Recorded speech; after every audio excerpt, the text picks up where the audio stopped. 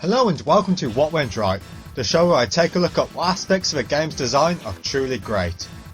With the big 20th anniversary celebrations coming up, now seems like an appropriate time to dive into the Pokemon series and look at why the Pokemon games are clearly and objectively the greatest handheld games ever made.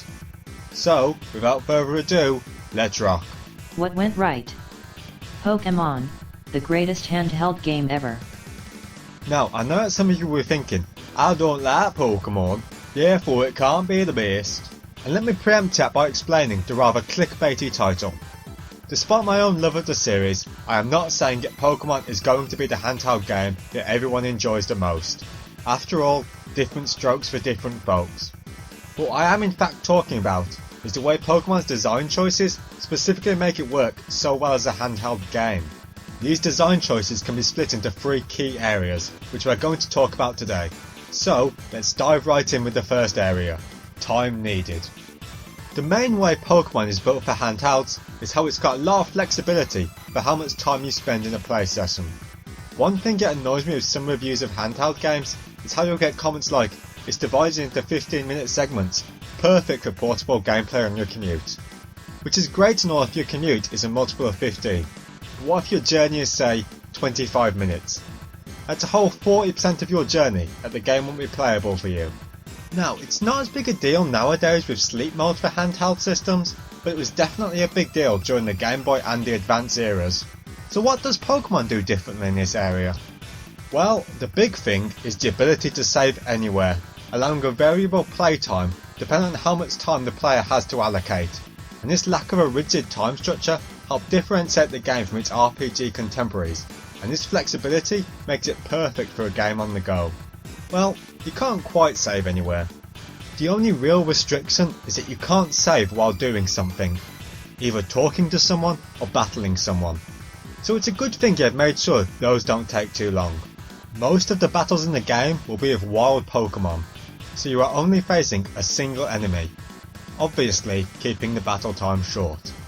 But there are the other encounters with trainers, who can carry up to 6 Pokemon, except they very rarely do. Generally, if they have 6, it's likely they are pushovers, using something stupid like 6 Magikarps. And obviously, if a trainer has less Pokemon than 6, it's going to take less time to battle them. And there's another thing the game does to stack the odds in the player's favour.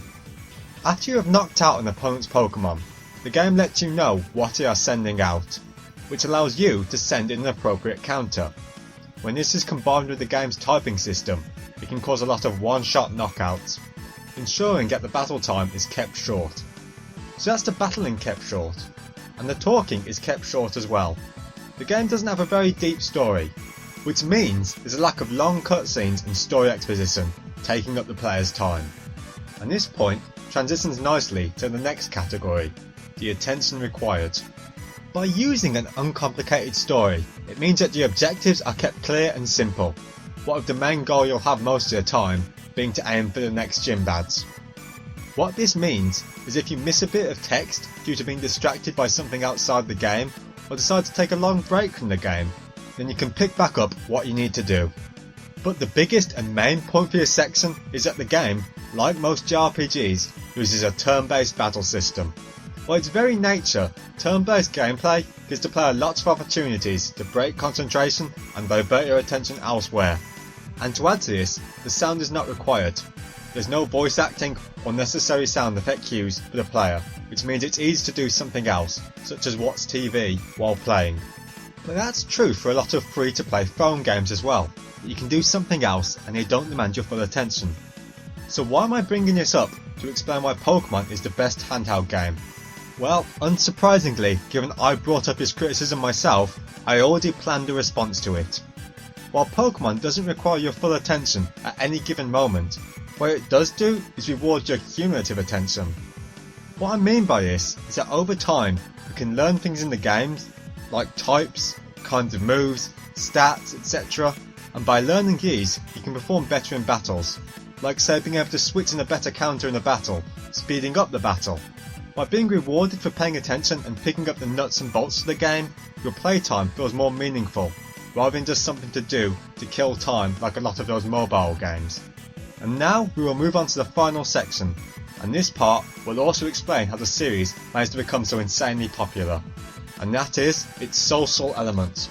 When Pokemon first released, it came out in two slightly different versions, red and blue, or green instead for the Japanese. And this was for more than just making a person buy the game twice. But that may sometimes have happened. Each version had some exclusive Pokemon, so for a player who wanted to collect every Pokemon, after all, you've got to catch them all, they would have to trade with the other version. Pokemon's main target market is children, so to battle or trade with someone else, the Game Boy link cable was made.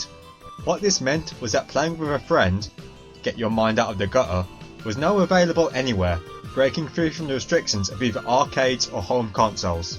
So, now that this was free to be done anywhere, there was one main place this was going to be done for children, and that was in the playground, during their breaks. This works well for Nintendo in two big ways. Firstly, it created a lot of free exposure, where kids would see others playing the game, and secondly, peer pressure. As it became a social thing to do during breaks, this meant that kids would want to get the game to join in with what their friends were doing. Of course, these social elements could also be extended to the trading card game.